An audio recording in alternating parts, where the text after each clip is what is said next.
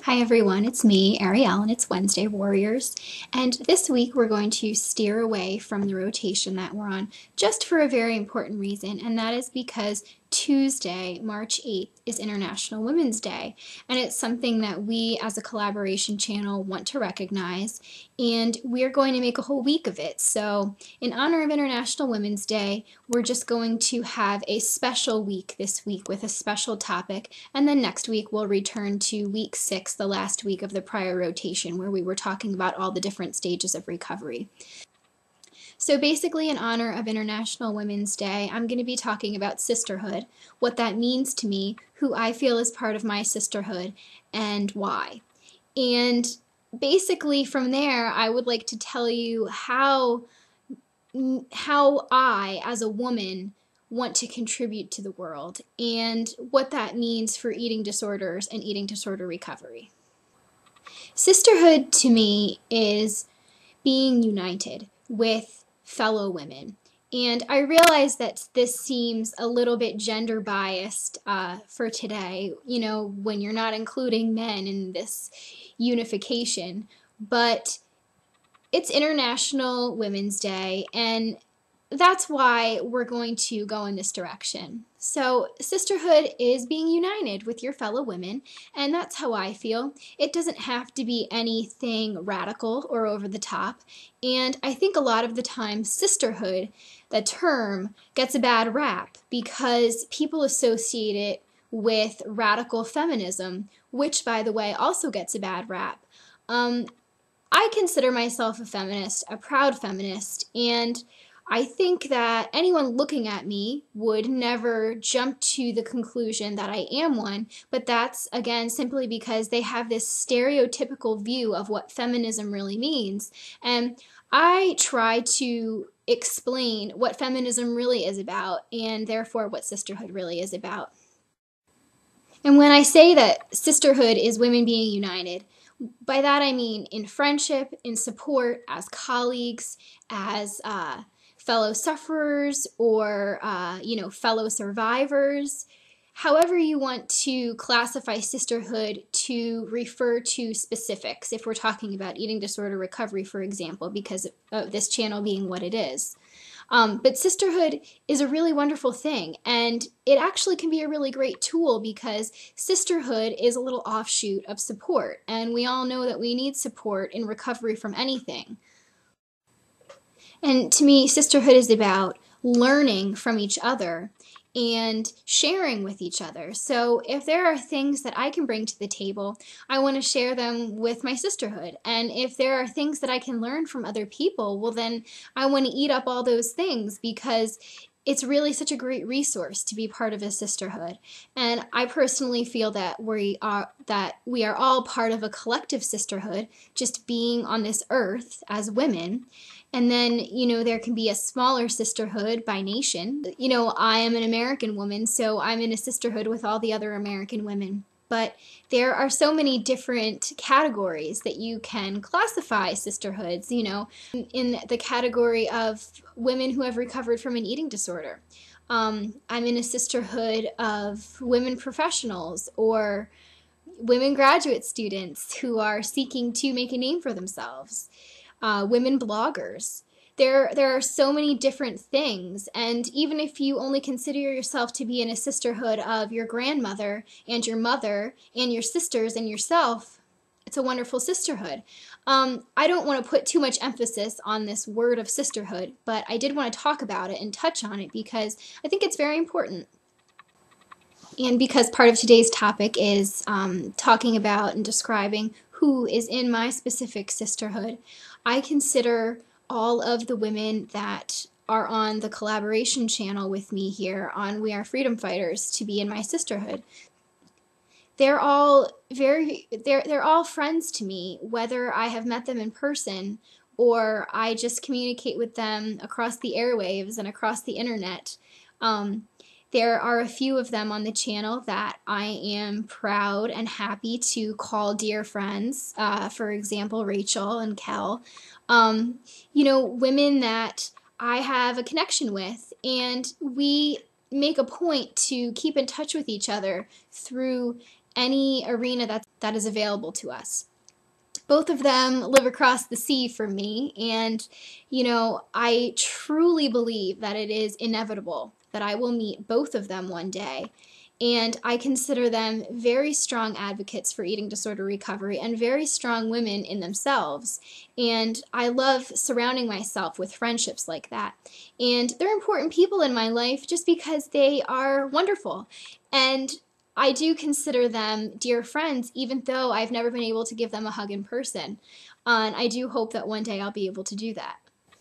And that's not to knock any of the other wonderful women that are on the channel with me, because we all have our place in this world and they all have their place in my heart.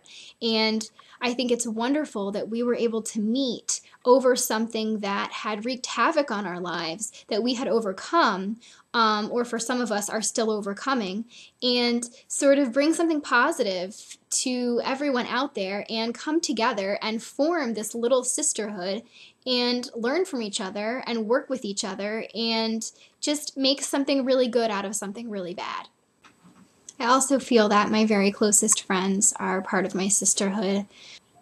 I have a very dear friend that I won't name by name in case she wouldn't appreciate it, but we also met because of our eating disorders. We were in recovery, we were not struggling, but we did meet because of that item that was in our past. And our friendship has become practically about everything besides eating disorders, and we've really become the best of friends. And I don't think that I can even imagine what my life would be like without her.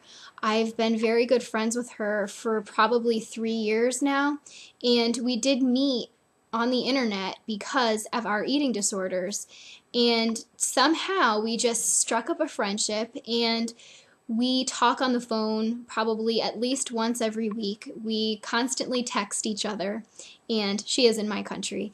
And we've had the privilege to meet face-to-face multiple times, and we have the best time every time we do. We don't live close enough to be able to drive to each other whenever we want to, but she is part of my sisterhood because she brings out the best in me, and I would hope that I can do the same with her. We play ideas off of each other, and we really have a strong bond, and I'm very grateful for that. I have another very dear friend who was with me all through my eating disorder back when I started college, and she has always been there for me. She was my maid of honor in my wedding, and I always tell her that she will always be my maid of honor just for life, because I think that you should have a maid of honor for life, not just for your wedding day. And she's a strong figure in my life, and she's a strong woman. And she's amazing. She's always busy, always doing things, and I don't know how she keeps up with it all. And I have another wonderful friend who I also went to college with and who also has been there for me through some things. And she's a wonderful person herself. I have another wonderful friend that I just actually saw this past weekend, and I get to see her more often than I get to see the others, but still not enough in our busy lives. And I have been friends with her since we were little girls, and it's just amazing how far we've come as women. And I think that's a really interesting piece in a sisterhood when we're talking about a sisterhood. When you grow up with someone and you start off as children and you become teenagers and you become young women, and then you realize that you're really starting to hold your own in life and you have a lot to talk to each other about that doesn't just revolve around silly things. And I really value her friendship, and I hope I never lose it. And I'm just glad for all the support that I have from all of my many friends, because I like to think that they know me for who I am and appreciate me for who I am, and that can't help but make a person feel good, make a woman feel good. And I consider all of these people as part of my sisterhood. I also consider my mother as part of my sisterhood. I strive to be like her in a lot of ways. She's a very, very caring person, and she's very strong-willed. She seems like the kind of person at first that wouldn't be so strong-willed because she's just so genuine and caring and sweet, but she can get through some really tough things, and I think that's a really important quality to have. And I obviously have learned from her over the years and hope to keep doing so because she keeps telling me she's going to live till she's 100. My Nana, I also consider to be in my sisterhood because even though she's not extremely educated in a higher education book sense, she has taught me a lot of things, and she did help to care for me when I was a little child and my mom went to work. And I just feel like a lot of my childhood revolves around her. And she's shared a lot of things with me that I don't think she's shared with other people in her life. And I really value the fact that she trusts me enough to treat me as a woman who can help her and understand her and love her, and doesn't just see me as her granddaughter. She's really a beautiful person, and she has overcome a lot of things in her life too, and I don't think that she values herself as much as she should, but I certainly value her and consider her part of my sisterhood. I also consider my mom's best friend as part of my sisterhood. She has always been there for me since I was born, basically. She's been my mom's best friend since they were kids, and, you know, they're going on 30 plus years of friendship. And it's just great to have as many strong, intelligent, caring women in your life as you can, I think. I mean, who wouldn't want to have those kind of people around you? And I think that they've all in some way either helped to make me the person I am today, or they continue to help keep me strong when life gets hard or stressful. And it's a very vital thing.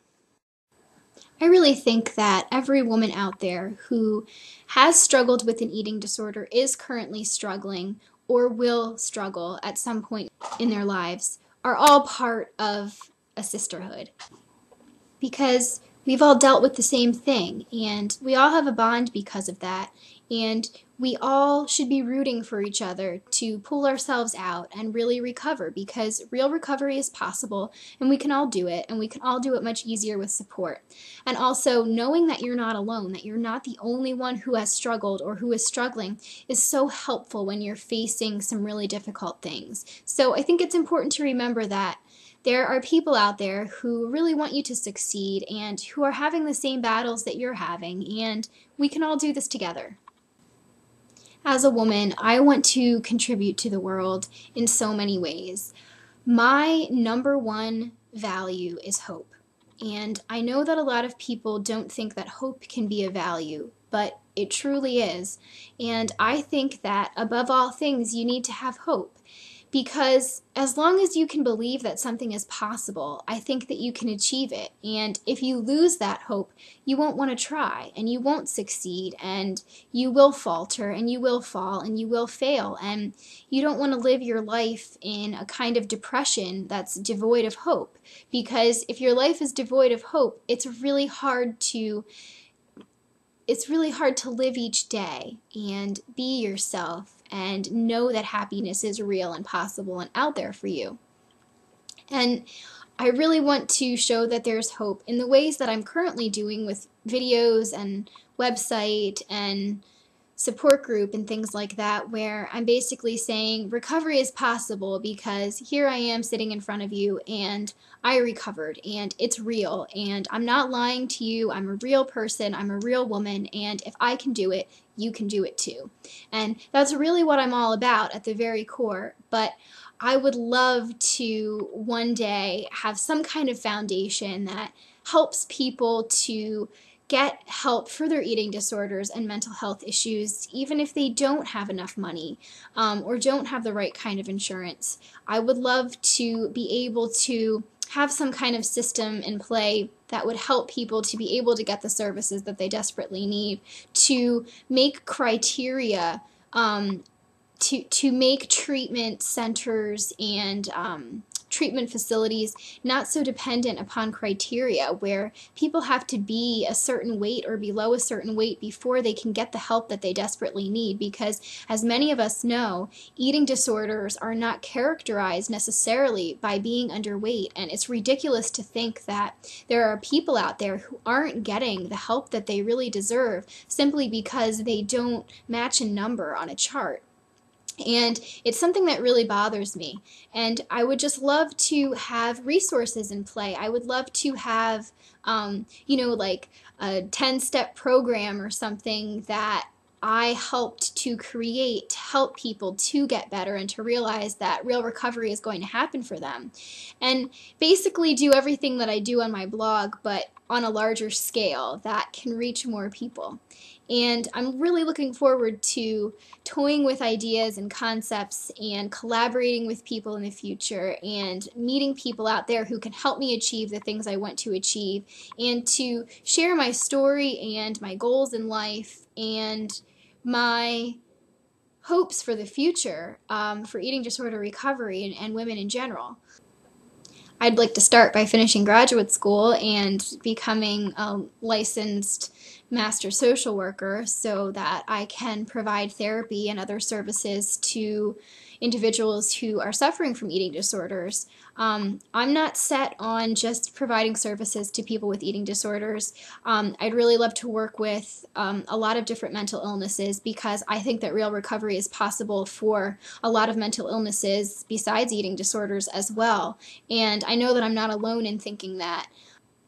I'd also love to write books and get them published. I guess I should say get them published, because I've written several things that I haven't even had the time or made the effort to get out there in the world. But I would love to publish things that could potentially help other people. I'd also love to publish things just for my own personal satisfaction.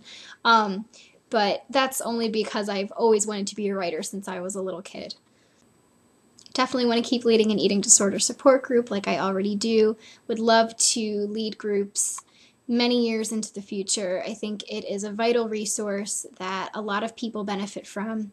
And I will advocate for eating disorder recovery for the rest of my life until the day I die. So if you are already getting sick of hearing me talk about eating disorder recovery and advice and self-help, you better change the channel now, because I am not going to stop anytime soon. Who's in your sisterhood? What do you want to do? I hope that you all have a wonderful week. I hope you enjoyed this little topic that's a little bit different from our norm, and we will be back on track next week. Take care, everyone.